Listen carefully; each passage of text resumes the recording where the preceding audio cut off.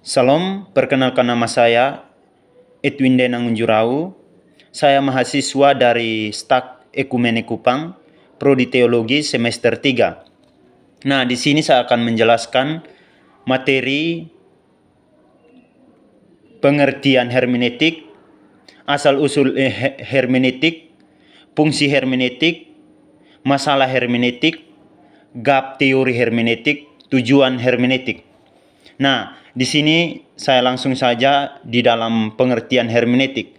Nah, pengertian hermeneutik ini sebagai ilmu yang mempelajari tentang menafsirkan Alkitab atau mengenal bagaimana suatu tafsiran dalam Alkitab atau membenarkan tafsiran dalam Alkitab.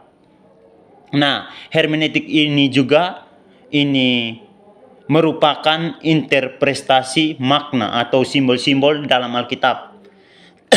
Nah, hermeneutik ini berkaitan dengan makna atau memperjelas makna dalam Alkitab atau bahasa asli dalam Alkitab atau simbol-simbol dalam Alkitab itu tersendiri. Nah, langsung saja yang poin yang kedua yaitu asal-usul hermeneutik. Nah, di sini ada dua kata dalam bahasa Ibrani yaitu pathar, petron. Nah, di sini kedua kata ini yang menunjuk kepada ketidakjelasan penafsiran dalam Alkitab. Nah, kedua kata ini yang menjelaskan menjelaskan atau memenuhi suatu tafsiran dalam Alkitab. Nah, poin yang ketiga itu fungsi hermeneutik.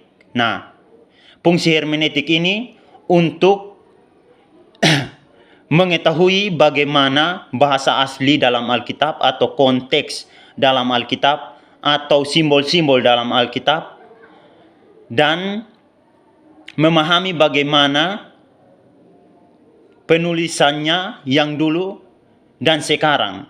Nah, disitulah fungsi hermeneutik.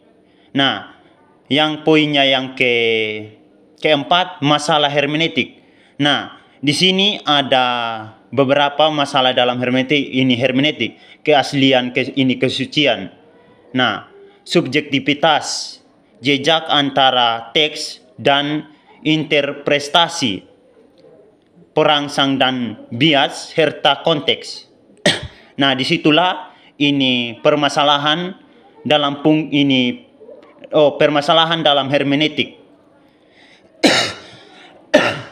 Nah, langsung saja ke poinnya yang kelima yaitu gap teori. Nah, di sini ada beberapa dalam gap teori. Ini penggunaan bahasa, konteks budaya saat itu, pemikiran atau pandangan sejarah atau keadaan saat itu. Nah, di sini gap teori itu sendiri bagaimana kita mengenal penulisnya dulu, bagaimana kita mengenal penulisnya dulu sampai sekarang. Nah, disitulah gap teori ini. Nah, langsung saja ke tujuan hermeneutik itu sendiri. Nah, tujuan hermeneutik itu ada 3 bagian, yaitu sebagai ilmu. Nah, di sini sebagai ilmu. Nah, di situ kalau kita bukan sebagai ilmu saja, tetapi kita mempelajari bagaimana aturan-aturan dalam konteks Alkitab atau simbol-simbol dalam Alkitab. Nah, yang ketiga tujuan aplikasi. Nah, bukan hanya kita mengetahui bagaimana simbol atau konteks dalam Alkitab atau memahami bagaimana kebenaran dalam Alkitab atau perkata dalam Alkitab, tetapi kita harus kenakan atau memperluas ilmu yang kita sudah pelajari dalam hermeneutik. Nah, yang ketiga pertumbuhan rohani.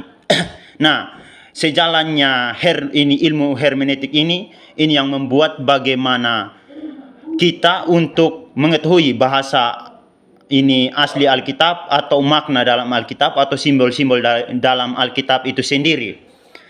Dan pertumbuhannya rohani kita semakin ini berkembang untuk memahami bagaimana konteks dalam Alkitab itu sendiri. Baik, terima kasih atas kesempatan yang diberikan kepada saya. Salam, terima kasih. Amin.